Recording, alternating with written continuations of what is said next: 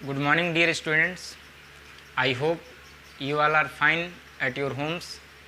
आज हम class 11th में एक पूरक पुस्तिका चलती है वितान, तो वितान में से एक पाठ को पढ़ेंगे जिसका नाम है भारतीय गायिकाओं में बेजोड़ लता मंगेशकर। ये कहानी कुमार गंधर्व जी ने लिखी है और उन्होंने लता मंगेशकर की गायकी के बारे में लिखा कि वास्तव में लता मंगेशकर जो बैकग्राउंड में गाना गाते हैं वो उनमें उनका क्या स्थान है, चित्रपट में, सिनेमा में, संगीत में उन्होंने कितना योगदान दिया है और उनकी गायकी वास्तव में क्या है उसके बारे में उन्होंने यहाँ पर लिखा है। तो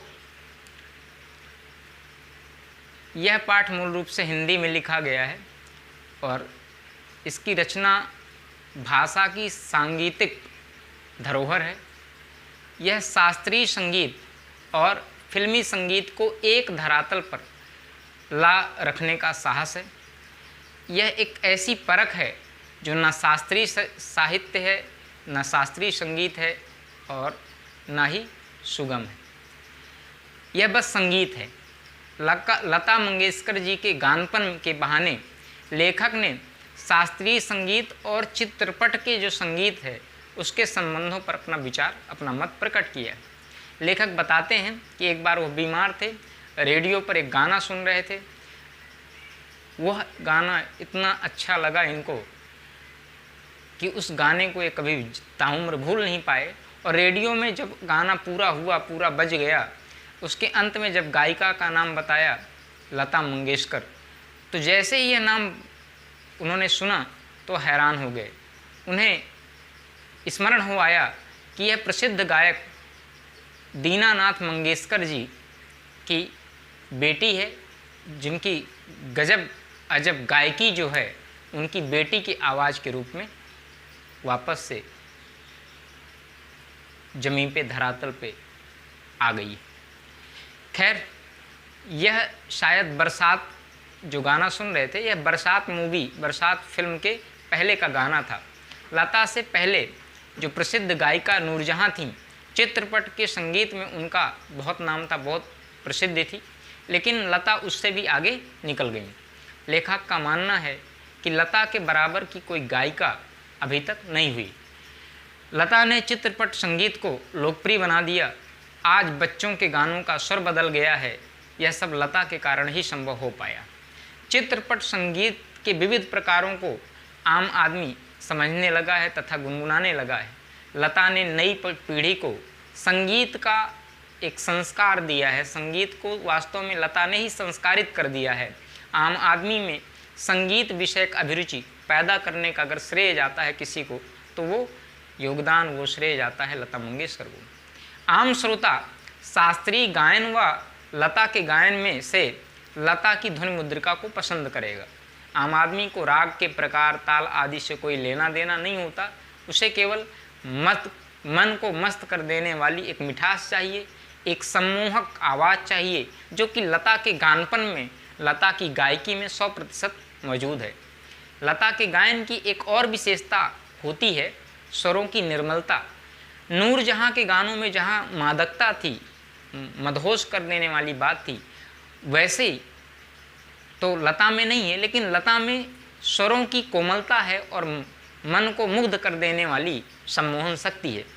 यह अलग बात है कि संगीत दिग्दर्शकों ने उसकी इस कला का भरपूर उपयोग नहीं किया है, अर्थात उनमें अभी और ज़्यादा कुछ है। अभी उनमें बहुत सारी क्षमताएं विद्यमान हैं जो आगे वो संगीत के क्षेत्र में दे सकती थी। तो लता के गाने में एक नया, एक नादमय उच्चार होता है।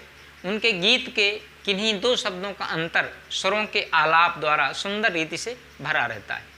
दोनों शब्द एक दूसरे में विलीन होते प्रतीत होते हैं। वो आलाप भी लेती हैं तो भी ऐसा नहीं महसूस होता है कि वो आलाप लेते समय गाने से भटक गई।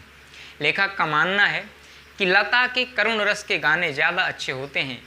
उसने मुग्ध श्रृंगार की अभिव्यक्ति करने वाले मध्य या द्रुत लय के गाने अच्छे तरीके से गाए हैं। द्रुत लय एक छंद होता है, एक राग होती है। अधिकतर संगीत दिग्दर्शकों ने उनसे ऊंचे स्वरों में गवाया है।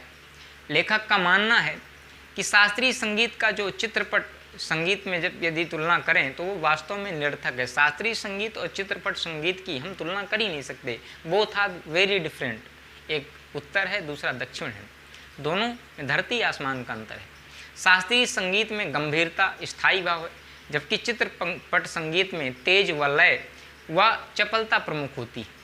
चित्रपट संगीत व ताल प्राथमिक अवस्था का होता है और जबकि शास्त्रीय संगीत में इसका परिष्कृत रूप देखा जाता है। चित्रपट संगीत में आधे तालों, आसान लय, सुलभता व लोच की प्रमुखता आदि विशेषताएं होती हैं। वहीं चित्रपट संगीत गायकों को शास्त्रीय संगीत की उत्तम जानकारी अवश्य होनी चाहिए। चित्रपट संगीत गायकों को शास्त्रीय संगीत की जानकारी होनी चाहिए, ये है। लेकिन शास्त्रीय संगीत अगर आप कहें कि उसकी तुलना करें चित्रपट संगीत से तो बिल्कुल निरर्थक बात होगी। खैर, लता के पास यह ज्ञान भरपूर है। लता के 3-3.5 मिनट के गाने और 3-3.5 मिनट के शास्त्रीय संगीत की महफिल का कलात्मक व आनंदात्मक मूल्य एक जैसे हैं। उसके गानों में स्वर, लय व शब्दार्थ का संगम होता है। गाने की सारी मिठास, सारी ताकत उसकी रंजकता पर आधारित होती है। ये रंजकता का संबंध रसिक को आनंदित कर देने की सामर्थ्य से होता है। रंजकता जो किसी के मन को मनोरंजन कर ले, उसी को रंजकता कहते हैं। तो जो रसिक हैं उनको आनंदित करने की सामर्थ्य जिसमें हो, वही उस गाने की मिठास है, वही उस गाने की ताकत है, जो कि लता में बखूबी पाई जाती है। लता का स्थान अव्वल दर्जे के खानदानी गायक के समान है। किसी ने पूछा कि क्या लता के शास्त्रीय गायकों की 3 घंटे की महफिल जमा सकती हैं, जैसे शास्त्रीय संगीत की घंटों की महफिल होती, क्या लता जमा सकती हैं? तो लेखक ने उल्टा उन्हीं से प्रश्न पूछ लिया कि आप बताइए कि क्या शास्त्रीय संगीत गाने वाले जो लोग हैं, जो गायक हैं, वो क्या 3.5 मिनट में 3 मिनट में लता के जैसे गा सकते हैं? क्या इतनी मिठास, इतना आनंद, चरम उत्कर्ष पे पहुंच जाना, ये क्या पॉसिबल है? बिल्कुल नहीं, निश्चित रूप से नहीं हो सकता। खानदानी गवैयों ने चित्रपट संगीत पर लोगों के कान बिगाड़ देने का आरोप लगाया है। खानदानी जो गवैये हैं, जो शास्त्रीय संगीत गाने वाले गायक हैं, उन्होंने ये आरोप लगाया है कि फिल्मी जो चित्रपट के संगीत हैं, उन्होंने सुनने वालों के, श्रोताओं के कान बिगाड़ दिए, अर्थात उनको एक बुरा सुनने वाला बना दिया। वो हैबिचुअल हो गए हैं, अब उसी गाने को सुनने को हमें नहीं सुनते। लेखक कहता है कि हमारे शास्त्रीय गायक आत्मसंतुष्ट वृत्ति के हैं, वो अपने आप में ही संतुष्ट हो जाते हैं। वे कर्मकांड को आवश्यकता से अधिक महत्व देते हैं, जबकि चित्रपट संगीत में लोगों को अभिजात्य संगीत से परिचित करवा दिया जाता है। अर्थात कहने का आशय, चित्रपट संगीत में लोगों के मूड और लोगों के हिसाब से गाना गाया जाता है। लोगों को सुरीला व भावपूर्ण गाना सुनना पसंद होता है और वो चित्रपट संगीत में उनको प्रॉपर मिलता है। यह काम चित्रपट संगीत ने अच्छे से किया है।